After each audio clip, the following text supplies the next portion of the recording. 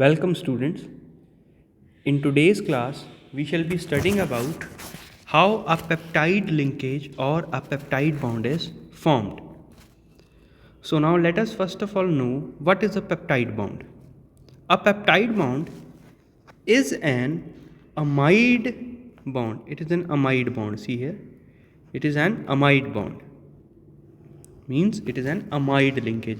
All of you know that amide linkage is CONH.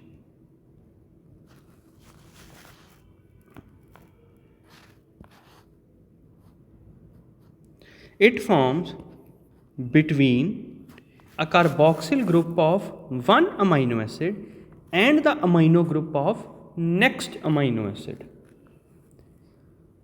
The alpha carboxyl group of one amino acid with the side chain of R1 forms a covalent peptide bond with alpha amino group of another amino acid with the side chain R2 by the removal of a molecule of water.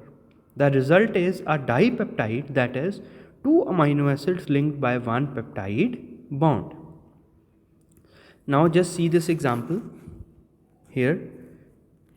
It is amino acid 1 and this is amino acid 2. The carboxylic end,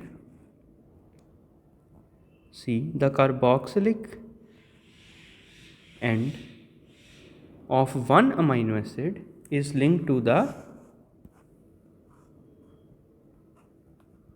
amino end of second amino acid.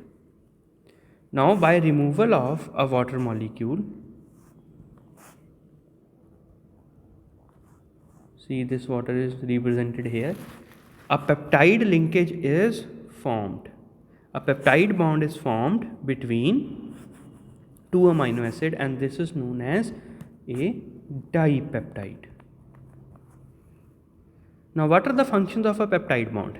It is usually found in trans configuration. These are all trans isomers. The peptide bond is a partial double bond. How? Because because nitrogen is partially positive and oxygen is partially negative. So it is a partial double bond. It acts as a shorthand to read the peptides. The amino acids in a peptide or protein are represented by a 3-letter or 1-letter abbreviation. This is the chemical shorthand to write the peptide. See here, this is a peptide bond, CONH, represented here.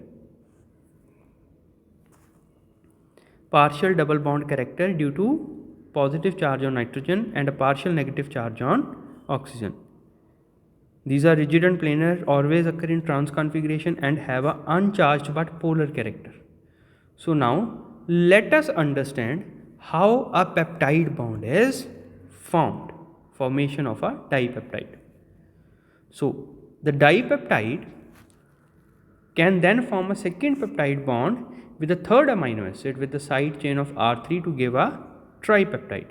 Repetition of this process generates a polypeptide or proteins of specific amino acid sequence. So when these, just for example, arginine and lysine are forming a dipeptide, if they are forming another peptide bond with tryptophan, it is forming a tripeptide, and further they can form it with arginine again, then with valine, with alanine, glycine, and so this polypeptide chain is formed. I think all of you are familiar with the term of translation process,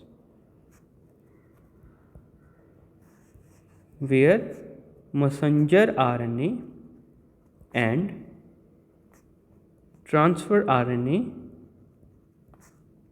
are involved in synthesis of polypeptide chain.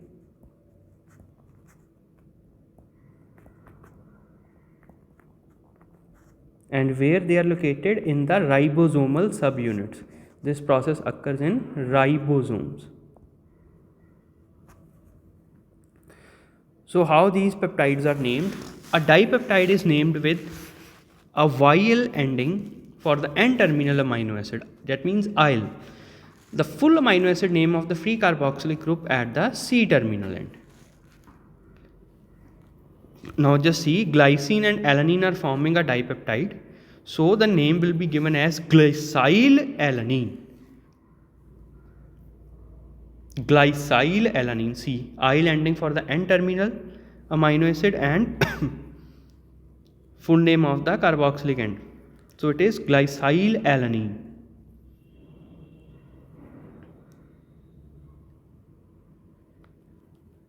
Now here are some examples. Each polypeptide chain starts on the left side by free amino group of the first amino acid enter in the chain formation. It is known as N-terminus. Each polypeptide chain ends on the right side by a free carboxylic group of the last amino acid and termed as C-terminus. So now let us once again see how this dipeptide is formed. Just take an example of glycine and alanine.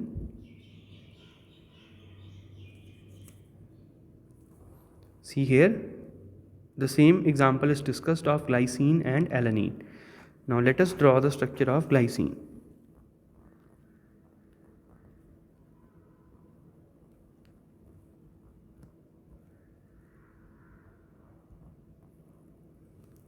Or we can elaborate this one.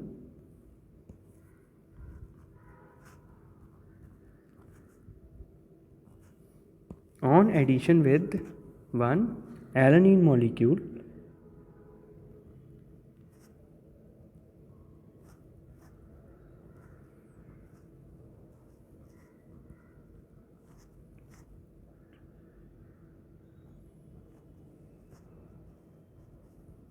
see here, a dipeptide linkage will be formed by removal of a water molecule.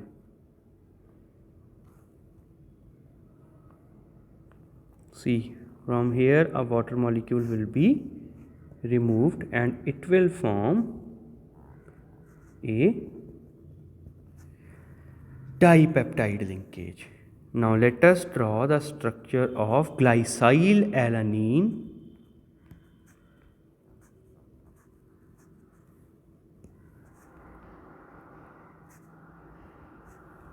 Now this will be the amide linkage that is linked between carboxyl and amino ends, and this is the structure for glycylalanine. This is the structure for glycylalanine. Now this is the amide linkage. This is the amide linkage or a peptide bond. So we will name it as glycylalanine.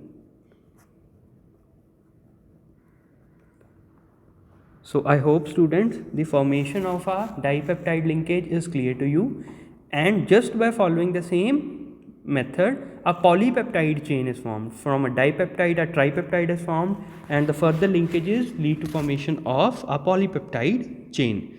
So hopefully now you understand the concept of peptide bond formation. Keep revising these structures so that you can easily draw them and learn them.